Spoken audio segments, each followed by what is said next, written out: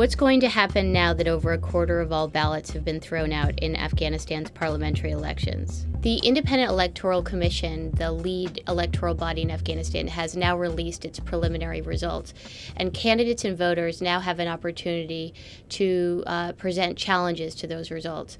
So now it's up to the independent election body, the Electoral Complaints Commission in Afghanistan, to basically review those challenges, as well as almost 5,000 complaints that have been made to them thus far.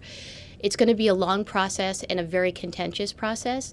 The Afghan electoral authorities are supposed to release the results, the final results, on October 31st, but it's unlikely at this point that those results will happen at that time. What needs to happen for the country to have a stable government?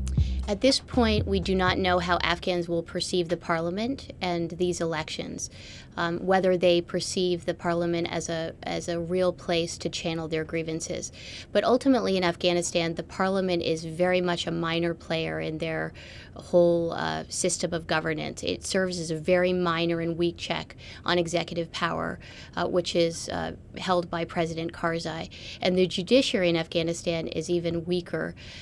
Ultimately, for Afghanistan's government to be stable, it needs to be a much more inclusive political system that is able to balance the powers between the local government and the executive branch, as well as among many different Afghan communities and political leaders.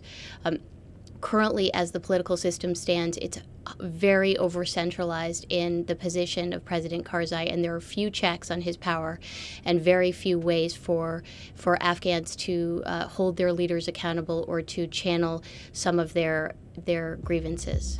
What can the United States do to help? At this point, it's very difficult for the United States to push through some of the governmental reforms that are required to make the political system much more sustainable, because at the core of it, it's a system that needs to be more decentralized, and President Karzai is resistant to those changes.